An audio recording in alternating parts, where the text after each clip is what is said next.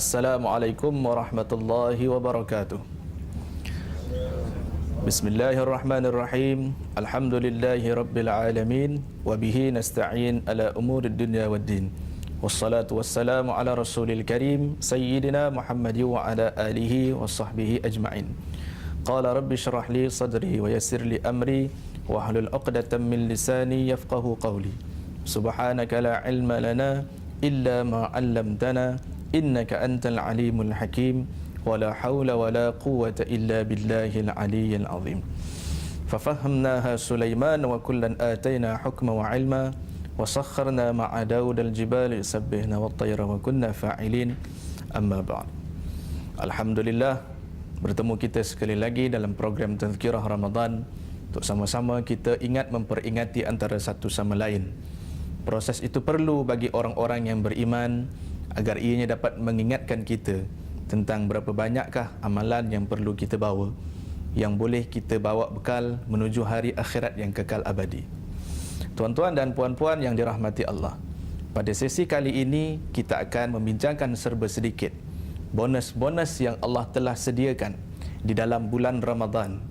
Dalam proses masa yang begitu terhad, berapa banyakkah yang boleh kita capai dan boleh kita ambil antara bonus-bonus yang Allah telah sediakan dalam bulan Ramadan. Ada antara amalan-amalan yang hanya berlaku dalam bulan ini, yang mana kalau kita tidak ambilnya, maka tersangat rugilah kita. Sebelum ini mungkin terdapat sebahagian daripada pemahaman masyarakat apabila disebutkan tentang apakah yang dimaksudkan dengan amalan sunat, maka mereka akan menjawab, buat dapat pahala, tinggal tak ada apa-apa.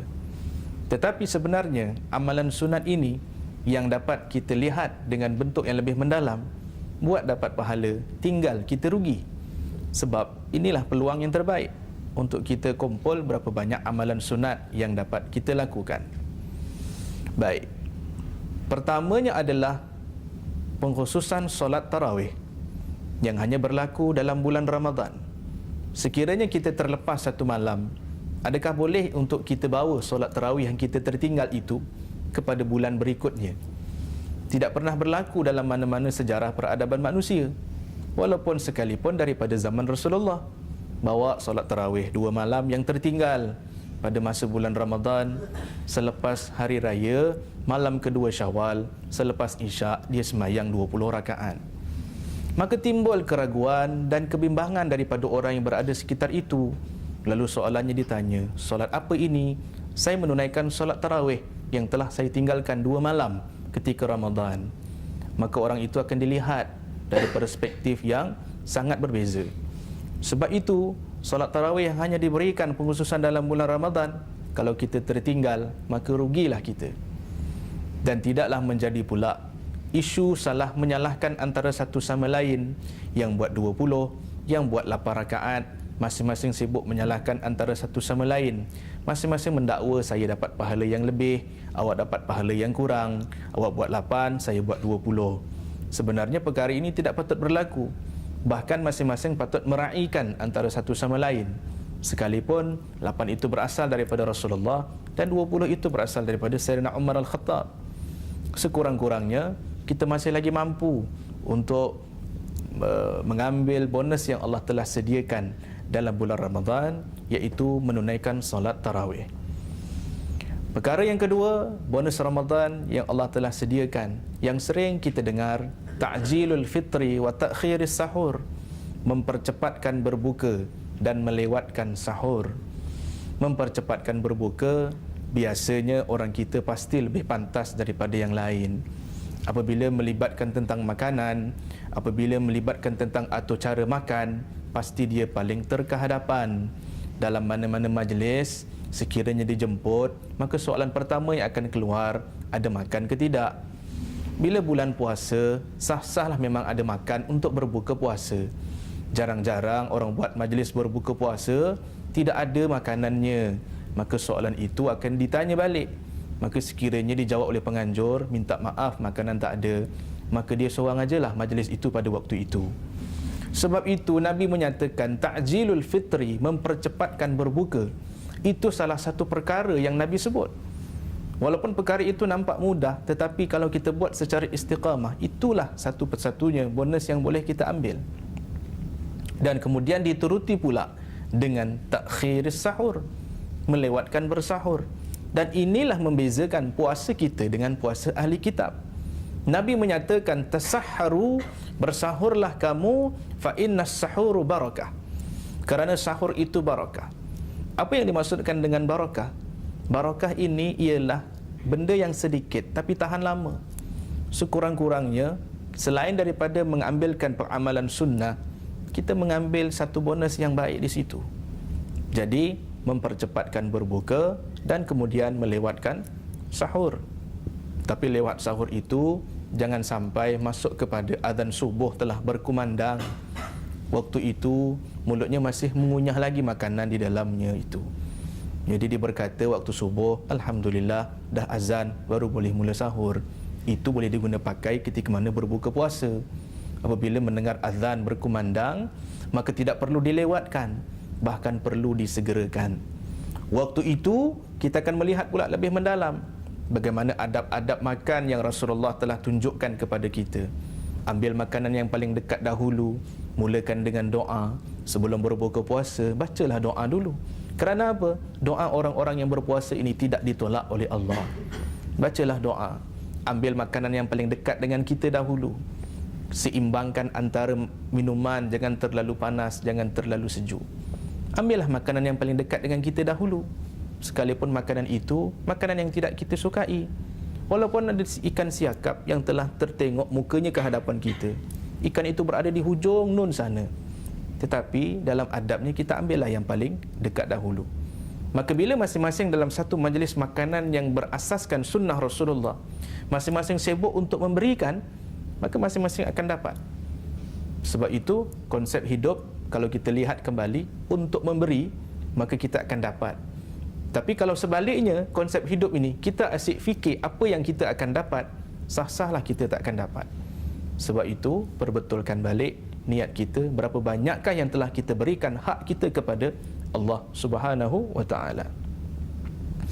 Tuan-tuan dan puan-puan yang dirahmati Allah, bonus ketiga yang kita nak bincangkan pada kali ini adalah berkaitan dengan tadarus Al-Quran. Salah satu perkara yang boleh kita lakukan. Kerana apa? Abdullah ibn Abbas satu ketika meriwayatkan hadis daripada Rasulullah sallallahu alaihi wasallam, ketika mana Jibril mendatangi Rasulullah, Nabi sedang membacakan Al-Quran, yatadarasunahu, Nabi sedang membacakan Al-Quran. Soalnya hari ini bila sebut tentang tadarus, yang bermaksudnya di situ kamu belajar, kamu mengambil satu pelajaran dalam proses tadarus itu. Baik, kita tanyakan balik, berapa banyak proses tadarus hari ini yang berlangsung banyaknya ikut adat dan bukan ikut syariat? Berapa banyak proses tadarus hari ini yang berlangsung ikut-ikutan tanpa berlandaskan syariat? Kenapa buat begini? Sebab orang dulu buat begini. Seperti kisah seorang tuan guru yang sedang mengajarkan anak-anak muridnya di satu majlis pengajian ilmu. Tiba-tiba lalu seekor kucing. Kucing ini membuat bising pada majlis ilmu ini. Tok guru ini kata dalam hati, mengganggu aku untuk mengajar. Diambil anak kucing ini, kemudian diikat di satu tiang. Anak muridnya tengok tanpa bertanyakan soalan. Kemudian sampailah beberapa masa, setiap kali proses pengajian itu berlangsung, kucing ini diikat. Sampai ke satu masa berikutnya, tok guru ni meninggal dunia. Anak-anak muridnya tertanya-tanya, kucing ni kita nak buat apa? Tok guru kita dah meninggal. Maka masing-masing menyatakan, kita buat apa yang tok guru kita buat dulu. Jadi sebelum majlis ilmu itu berlangsung, kucing ini pun diikat. Soalnya tidak ditanya kenapa kucing itu diikat. Sampailah turun-temurun, akhirnya majlis ilmu itu mesti ada seekor kucing dan mesti ada satu tali untuk diikat. Seperti macam jadi satu kewajipan di situ.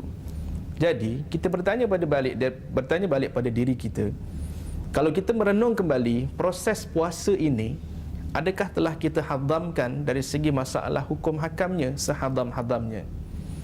Puasa mesti diasaskan dengan ilmu, bukan diasaskan dengan ikut-ikutan.